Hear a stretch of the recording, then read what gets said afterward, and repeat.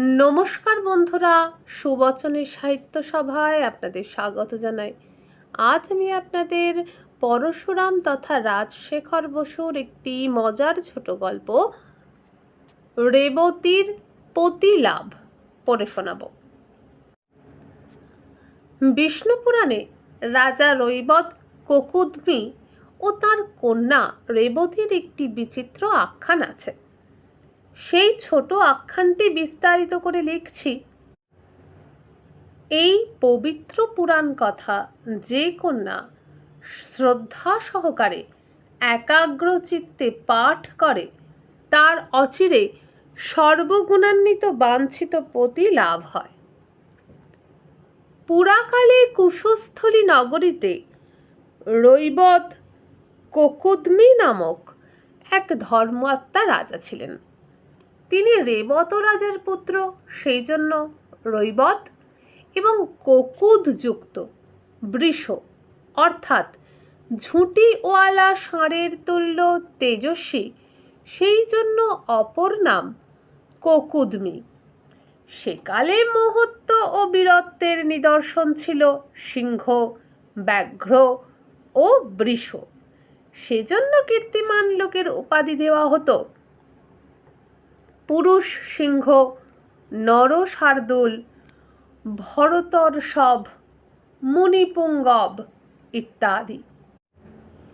রৈবত রাজার রেবতী নামে একটি কন্যা ছিলেন। তিনি রূপে গুণে অতুলনীয়। রেবতী বড় হলে তার বিবাহের জন্য রাজা পাত্রের খোঁজ নিতে লাগলেন। অনেক পাত্রের বিবরণ সংগ্রহ করে রৈবত একদিন তার কন্যাকে বললেন, দেখো রেবতী, আর বিলম্ব করতে পারি না। তোমার বয়স ক্রমে বেড়ে যাচ্ছে। তুমি অত খুঁত ধরলে তোমার বরই জুটবে না। আমি বলি কি, তুমি কাশীরাজ তুন্দবর্ধনকে বিবাহ করো। রেবতী ঠোঁট কুঁচকে বললেন, অত্যন্ত মোটা আর অনেক স্ত্রী, আমি সতীনের ঘর করতে পারবো না। রাজা বললেন, তবে গান্ধারপতি গণ্ডবিক্রমকে বিবাহ করো, তার বেশি স্ত্রী নেই। গণ্ডমূর্খের অনেক বয়স। আচ্ছা, ত্রিগর্ত দেশের যুবরাজ করম্বকে কেমন মনে হয়? কাঠির মতো রোগা। কোশল রাজকুমার অর্ভক, সে তো নিতান্ত ছেলে মানুষ। তবে আর কথাটি নয়, দৈত্যরাজ প্রহ্লাদকে বরণ করো। অমন রূপবান, ধনবান, বলবান আর ধর্মপ্রাণ পাত্র সমগ্র জম্বুদ্বীপে নেই। রেবতী বললেন, উনি তো দিনরাত হরি হরি করেন, ওরকম ভক্ত লোকের সঙ্গে আমার বনবে না। রৈবত হতাশ হয়ে বললেন, তবে তুমি নিজেই একটা পছন্দ মতো স্বামী জুটিয়ে নাও। যদি চাও তো স্বয়ংবরের আয়োজন করতে পারি। যাকে মনে ধরবে তার গলায় মালা দিও। কার গলায় দেব, সব সমান অপদার্থ।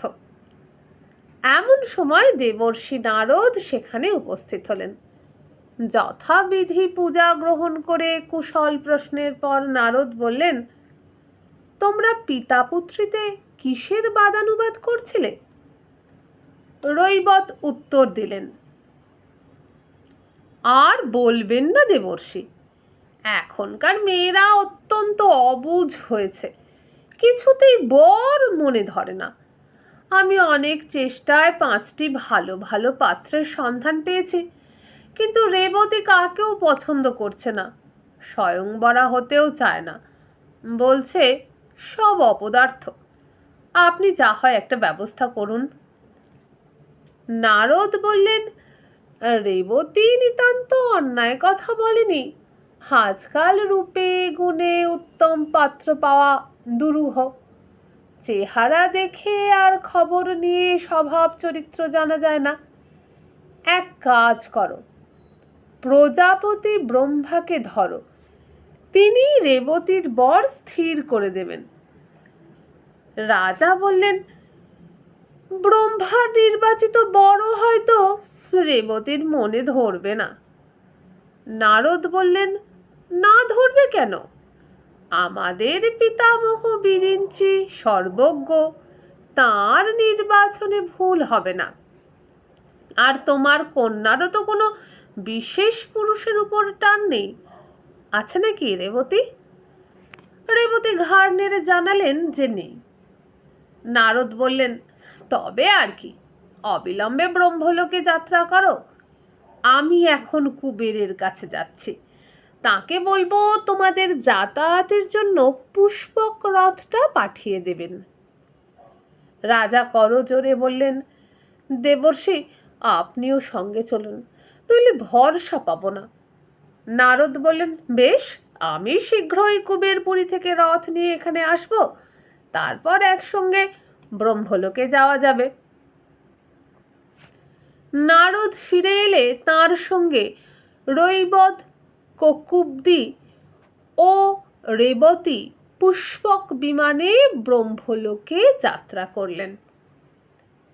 তখন হিমালয় এখনকার মতন উঁচু হয়নি, মাথায় সর্বদা বরফ জমে থাকতো না। হিমালয়ের উত্তর দিকে সমুদ্রতুল্য বিশাল একটি হ্রদ ছিল। তারা হিমালয়, হেমকূট, নিষেধ প্রভৃতি পর্বতমালা এবং হৈমবৎ, হরি, ইলাবৃত প্রভৃতি বর্ষ অর্থাৎ বড় বড় দেশ অতিক্রম করে দুর্গম ব্রহ্মলোকে গিয়ে ব্রহ্মার সভায় উপস্থিত হলেন। সেই অলৌকিক সভার বিবরণ দেবার চেষ্টা করব না, মহাভারতে আছে তা অবর্ণনীয়, তার রূপ ক্ষণে ক্ষণে পরিবর্তিত হয়। নারদের সঙ্গে রৈবত আর রেবতী যখন ব্রহ্মসভায় প্রবেশ করলেন, তখন সেখানে গীত, বাদ্য, নৃত্য চলছে। লোকপিতামহ ব্রহ্মা একটি উচ্চ বেদিতে রত্নময় সিংহাসনে বিরাজ করছেন। তাঁর বামে ব্রহ্মাণী এবং চারিপাশে দক্ষ, প্রচেতা, সনত কুমার, অসিত দেবল প্রভৃতি মহাত্মা এবং আদিত্য, রুদ্র, বসু প্রভৃতি গণদেবতা বসে আছেন। দুই বিখ্যাত গন্ধর্ব কালোয়াত হা হা হু হু অতি তান রাগে মেঘ ও গম্ভীর কণ্ঠে গান গাইছেন। অন্য দুই গন্ধর্ব তুম্বুরু ও ডুম্বুরু দুন্দুভি অর্থাৎ দামাবা বাজাচ্ছেন। তখন মৃদঙ্গ আর বায়া তবলা সৃষ্টি হয়নি। 10 জন বিদ্যাধর 10টি প্রকাণ্ড বীণায় ঝঙ্কার দিচ্ছে এবং উর্বশী, রম্ভা, মেনকা, ঘৃতাচি প্রভৃতি অপ্সরার দল ঘুরে ঘুরে নৃত্য করছেন। একজন মহাকায় দানব একটি অজগর তুল্য রামশিঙা কাঁধে নিয়ে দাঁড়িয়ে আছে এবং মাঝে মাঝে তাতে ফুঁ দিয়ে প্রচণ্ড নিনাদে শ্রোতাদের আনন্দ বর্ধন করছে। সভাস্থ সকলে তন্ময় হয়ে সঙ্গীত রস পান করছেন এবং ভাবের আবেশে মাথা দোলাচ্ছেন। ব্রহ্মার উদ্দেশ্যে প্রণাম করে নারদ নিঃশব্দে সনত কুমারের কাছে গিয়ে বসলেন। একজন বেত্রধারিণী প্রতিহারী যক্ষী ঠোঁটে আঙুল দিয়ে রৈবত ও রেবতীর কাছে এলো এবং ইঙ্গিত করে ডেকে নিয়ে তাদের সুখাসনে বসিয়ে দিল। একটু পরেই আব্রহ্ম, দেব, গন্ধর্ব, মানব প্রভৃতি সভাস্থ সকলে সবেগে মাথা আর হাত নেড়ে বলে উঠলেন, হা হা হা, সাধু সাধু, অতি উত্তম। নৃত্যাদি বাদ্য নিবৃত্ত হল। ব্রহ্মা তখন রৈবত ও রেবতীর প্রতি প্রসন্ন দৃষ্টি নিক্ষেপ করে নিকটে আসবার জন্য সংকেত করলেন। পিতা পুত্রী সাষ্টাঙ্গে প্রণাম করলে ব্রহ্মা বললেন, রাজা, তোমার কন্যাটি তো দেখছি পরমা সুন্দরী, বড়ও হয়েছে, এর বিবাহ দাওনি কেন? রৈবত বললেন, ভগবান, কন্যার বিবাহের জন্যই আপনার কাছে এসেছি। আমি অনেক ভালো ভালো পাত্রের সন্ধান পেয়েছি, কিন্তু রেবতী কাকেও পছন্দ করছে না। কাশীরাজ তুন্দবর্ধন, গান্ধারপতি গণ্ডবিক্রম, ত্রিগর্ত যুবরাজ করম্ব, কোশল রাজকুমার অর্ভক, দৈত্যরাজ প্রহ্লাদ। ব্রহ্মা স্মিত মুখে ধীরে ধীরে মাথা নাড়লেন। রৈবত বললেন, আপনি কি এদের সুপাত্র মনে করেন না? ব্রহ্মা বললেন, ওরা কেউ এখন জীবিত নেই। ওদের পুত্র পৌত্র প্রপৌত্রাদি গত হয়েছে। বলেন কি পিতামহ? হ্যাঁ, সব পঞ্চত্ব পেয়েছে। তোমারও আত্মীয় স্বজন কেউ জীবিত নেই। মস্তকে করাঘাত করে রৈবত বললেন, হা হতস্মি, ভগবান, আমার রাজ্যের আর সকলে কেমন আছে? মুখ্যমন্ত্রীর তত্ত্বাবধানে সমস্ত রেখে আপনার চরণ দর্শনে এসেছি। এর মধ্যে অকস্মাৎ কোন দুর্বিপাকে আমার আত্মীয়বর্গ বিনষ্ট হলো? আমার কোন পাপের এই পরিণাম? ব্রহ্মা বললেন, শান্ত হও। অকস্মাৎ বা তোমার পাপের ফলে কিছুই হয়নি, যথাবিধি কাল বশেই ঘটেছে। তোমার মন্ত্রী, মিত্র, ভৃত্য, কলত্র, বন্ধু, প্রজা, সৈন্য, ধন কিছুই অবশিষ্ট নেই। কেবল তুমি আর তোমার কন্যা আছো। আকুল হয়ে রৈবত বললেন, কিছুই বুঝতে পারছি না প্রভু, আমি কি স্বপ্ন দেখছি? ব্রহ্মা সহাস্যে বললেন, স্বপ্ন নয়, সবই সত্য। আমি তোমাকে বুঝিয়ে দিচ্ছি। জানো তো, আমার এক অহোরাত্র হচ্ছে মানুষের 864 কোটি বছর। আচ্ছা, তুমি এই সভায় কতক্ষণ এসেছ? রৈবত একটু ভেবে বললেন, বেশিক্ষণ নয়, 1.25 দণ্ড হবে। এইবার গণনা করে বলো তো, আমার এই ব্রহ্মসভার 1.25 দণ্ডে নরলোকের কত বৎসর হয়? মাথা চুলকে রৈবত বললেন, ভগবান, আমি গণিত শাস্ত্রে চিরকালই কাঁচা। দেবর্ষি নারদ যদি কৃপা করে অঙ্কটি কষে দেন। নারদ বললেন, হরে মুরারে, অঙ্ক টঙ্ক আমার আসে না, ও হলো নীচ গ্রহ বিপ্রের কাজ। রেবতী, তুমি তো শুনেছি খুব বিদুষী, নানা বিদ্যা জানো, বলো না কত হয়? রেবতী বললেন, পিতামহ ব্রহ্মার এক অহোরাত্রে অর্থাৎ 24 ঘন্টায় যদি মানুষের 864 কোটি বৎসর হয়, তবে 1.25 দণ্ডে অর্থাৎ 8 ঘন্টায় কত বৎসর হবে? এই তো, তা হলো গিয়ে 18 কোটি বৎসর। ভগবান, ভুল হয়নি তো? ব্রহ্মা বললেন, না না, ঠিকই হয়েছে মহারাজ। বুঝতে পারলে, তুমি যতক্ষণ এখানে সঙ্গীত শুনছিলে ততক্ষণে নরলোকে 18 কোটি বৎসর কেটে গেছে। তোমরা সত্যযুগের গোড়ায় এসেছিলে, তারপর বহু চতুর্যুগ অতিক্রান্ত হয়েছে। এখন যে চতুর্যুগ চলছে তার সত্য ত্রেতা গত হয়েছে, দাপরও গত প্রায়, কলিযুগ আসন্ন। শোকে অবসন্ন হয়ে রৈবত বললেন, ভগবান, আমার গতি কি হবে?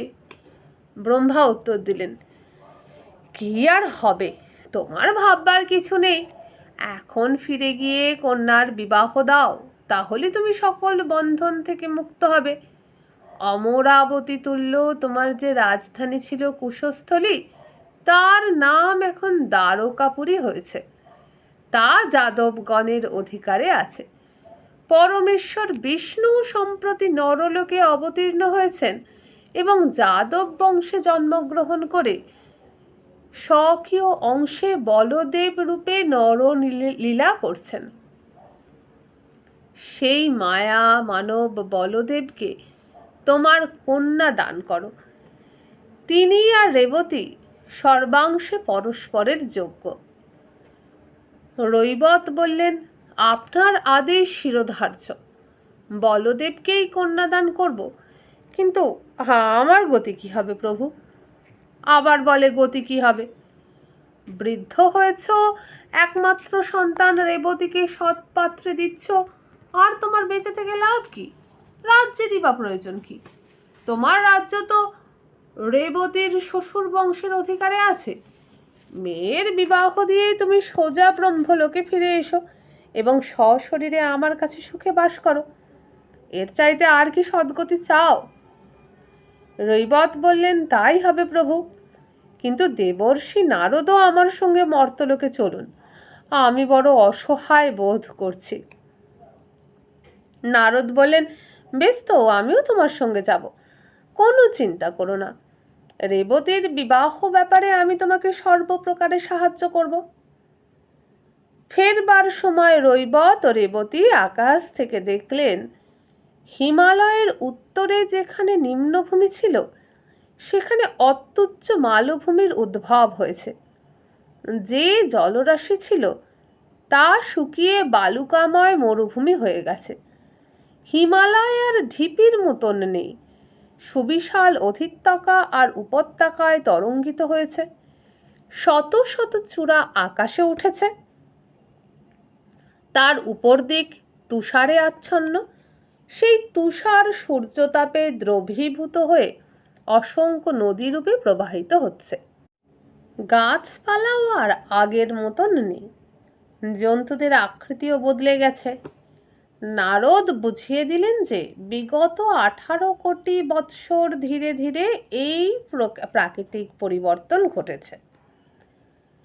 পুষ্পক রথ যখন রৈবত এবং রেবতীর ভূতপূর্ব রাজ্যের নিকট এলো, তখন নারদ বললেন, মহারাজ, লোকালয়ে নেমে কাজ নেই। লোকে তোমাদের রাক্ষস মনে করে গোলযোগ বাঁধাতে পারে। রৈবত আশ্চর্য হয়ে প্রশ্ন করলেন, রাক্ষস? রাক্ষস মনে করবে কেন? কালক্রমে মানুষের বুদ্ধিও কি লোপ পেয়েছে? নারদ বললেন, আমাকে দেখে কিছু বলবে না, কারণ আমার অনিমা প্রভৃতি যোগ ঐশ্বর্য আছে। ইচ্ছা মতো লম্বা কিংবা বেটে হয়ে জনসাধারণের সঙ্গে নিজেকে খাপ খাওয়াতে পারি, কিন্তু তোমাদের তো সে শক্তি নেই। কিছুই বুঝতে পারছি না দেবর্ষি, আবার কি নতুন সংকট উপস্থিত হলো? নূতন কিছু হয়নি, সবই যুগ পরিবর্তনের ফল। তোমরা সত্যযুগের গোড়ায় জন্মেছ। যুগ লক্ষণ অনুসারে তুমি লম্বায় 21 হাত, মেয়েরা পুরুষের চেয়ে একটু খাটো হয়, তাই রেবতী 19 হাত লম্বা। কিন্তু ও এখনো ছেলে মানুষ, পরে আরো আধ হাত বাড়বে। আপনি কি যাতা বলছেন? আমার এই রাজদণ্ডটি ঠিক 1 হাত। এই দিয়ে আমাকে মেপে দেখুন না, আমি লম্বায় বড়জোর 4 হাত হব। তোমার হাতের মাপে তাই হতে পারে বটে, কিন্তু সে মাপ ধরছি না।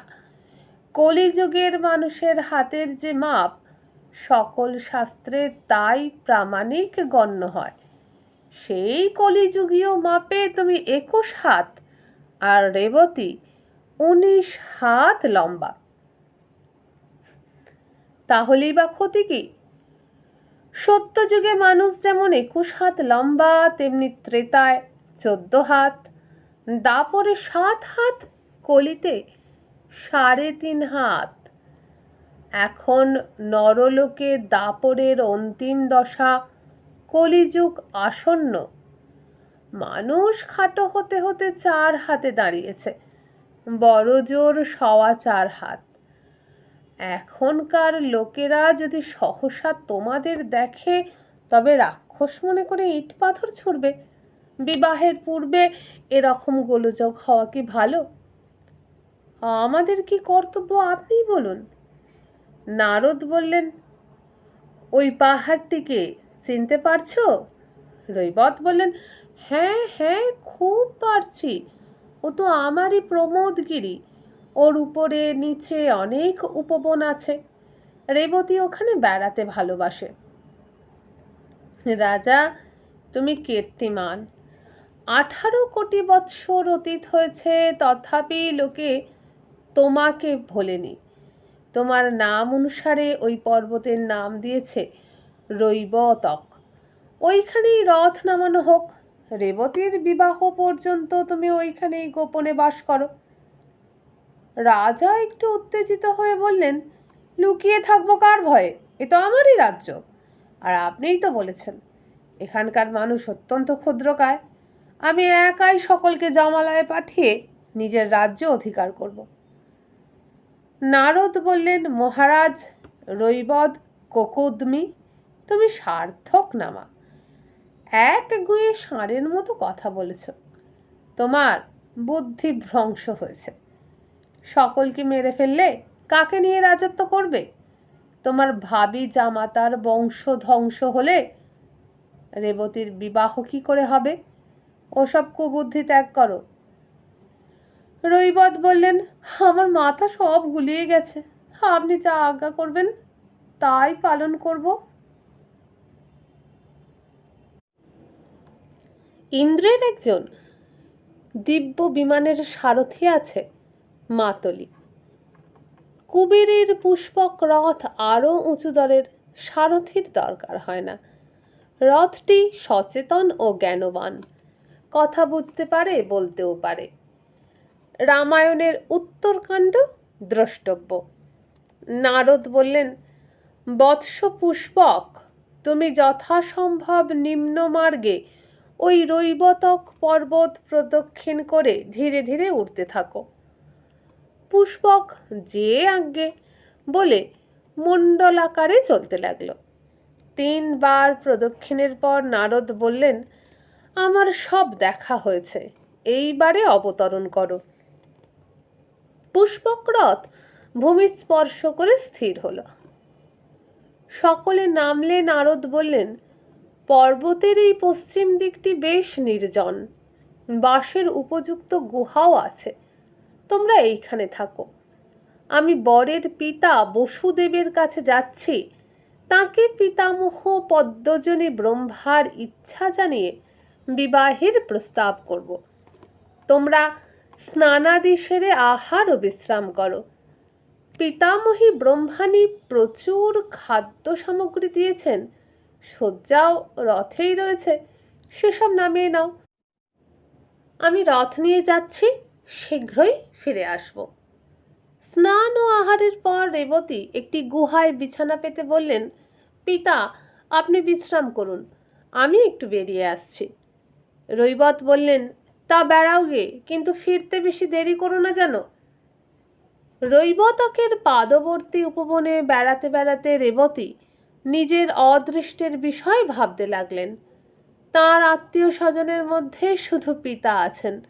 বিবাহের পর তিনিও ব্রহ্মলোকে চলে যাবেন। যিনি রেবতীর একমাত্র ভাবী অবলম্বন, সেই বলদেব কেমন লোক? ব্রহ্মা যাকে নির্বাচন করেছেন তিনি কুপাত্র হতে পারেন না, এ বিশ্বাস তাঁর আছে। কিন্তু নারদ যা বলছেন সে বড় ভয়ানক কথা। রেবতী 19 হাত লম্বা, পরে আরও একটু বাড়বেন। কিন্তু তাঁর স্বামী, ভাবী স্বামী বলদেব, যুগ ধর্ম অনুসারে নিশ্চয়ই খুব বেটে, বড় জোর 4.25 হাত, অর্থাৎ মানুষের তুলনায় যেমন বিড়াল। এমন বিসদৃশ্য বেমানান বেয়ারা দম্পতির কথা রেবতী কস্মিন কালে শোনেননি। মাকড়সা জাতির মধ্যে দেখা যায় বটে স্ত্রীর তুলনায় পুরুষ অত্যন্ত ক্ষুদ্র, কিন্তু তার পরিণাম বড়ই করুণ। মিলনের পরেই স্ত্রী মাকড়সা তার ক্ষুদ্র পতিটিকে ভক্ষণ করে ফেলে। ছি ছি, রেবতীর কপালে কি এই আছে? বর কন্যার এই বিশ্রী বৈষম্যের কথা কি সর্বজ্ঞ ব্রহ্মা আর নারদের খেয়াল হয়নি? দেবতা আর দেবর্ষি হলে কি হবে? দুজনেরই ভীমরতি ধরেছে। রেবতী একটি বকুল গাছে হেলান দিয়ে অনেকক্ষণ ভাবতে লাগলেন। দুঃখে তার কান্না এলো। হঠাৎ পিছন দিকে মৃদু মর্মর শব্দ শুনে তিনি মুখ ফিরিয়ে দেখলেন একটি অতি ক্ষুদ্র মূর্তি হাত জোর করে দাঁড়িয়ে আছে। বর্ষার নূতন মেঘের ন্যায় তার কান্তি। কাঁধ পর্যন্ত ঝোলা গোছা গোছা কালো চুল সরু ফিতের মতো সোনার পটি দিয়ে ঘেরা। তার এক পাশে একটি ময়ূরের পালক বাঁকা করে গোঁজা, পরনে বাসন্তী রঙের ধুতি, গায়েও সেই রঙের উত্তরীয়, গলায় আজানুলম্বিত বনমালা। অতি সুশ্রী সুঠাম কিশোর বিগ্রহ। রেবতী আশ্চর্য হয়ে প্রশ্ন করলেন, কে তুমি, মানুষ না পুতুল? সহাস্যে নমস্কার করে সেই অদ্ভুত মূর্তিটি উত্তর দিলে, আমি আপনার আজ্ঞাবহ কিঙ্কর। তোমার নাম কি, পরিচয় কি, কি জন্য এখানে এসেছ? আমার নাম কৃষ্ণ, আমি বাসুদেবের পুত্র, বলদেবের অনুজ। আপনি আমার ভাবি জ্যেষ্ঠ ভাতৃজায়া, পূজানিয়া বধূ ঠাকুরানী, তাই প্রণাম করতে এসেছে। অবজ্ঞা ও কৌতুক মিশ্রিত স্বরে রেবতী বললেন, আমাকে দেখে ভয় করছে না?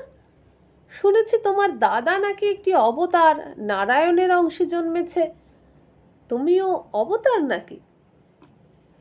কৃষ্ণ বললেন, আমি অত ভাগ্যবান নই, 10 অবতারের তালিকায় আমার নাম ওঠেনি। এখন আমার বার্তা শুনুন। দেবর্ষি নারদ আমার পিতার কাছে গিয়ে আপনার সঙ্গে বলদেবের বিবাহের প্রস্তাব করেছেন।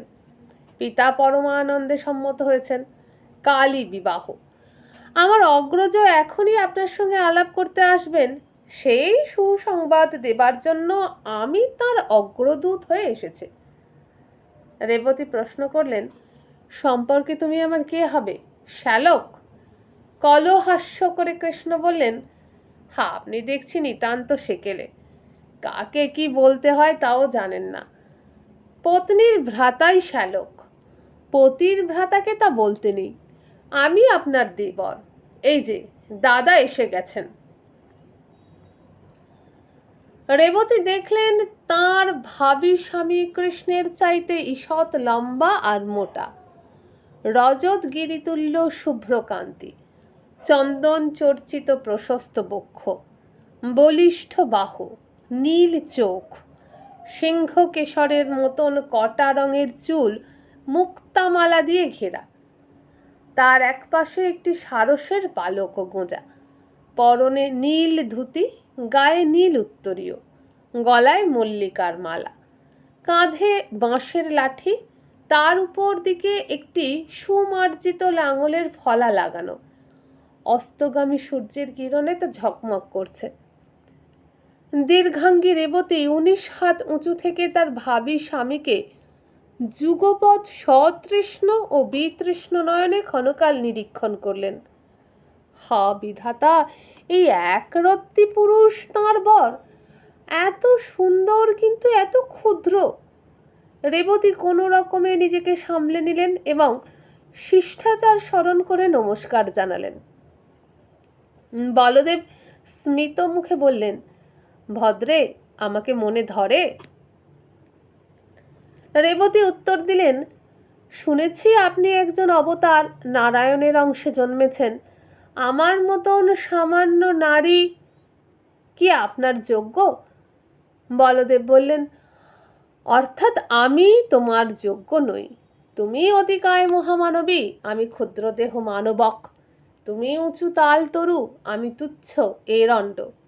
তুমি তেতলা সমান উঁচু, আর আমি একটা ওই ঢিপি। রেবতী, তুমি ভাবছো আমি তোমার নাগাল পাবো কি করে? দুশ্চিন্তা ত্যাগ করো, আমি এখনই তোমার যোগ্য হব। এই বলে বলদেব দূরে সরে দাঁড়ালেন এবং কাঁধ থেকে লাঙলটি নামিয়ে তার দণ্ড বনবন করে ঘোরাতে লাগলেন। ঘোরার সঙ্গে সঙ্গে দণ্ডটি লম্বা হতে লাগলো। একটু পরে কৃষ্ণ বলেছেন, এই হয়েছে, আর ঘুরিও না দাদা।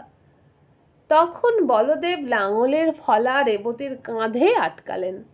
বললেন, সুন্দরী, অপরাধ নিও না।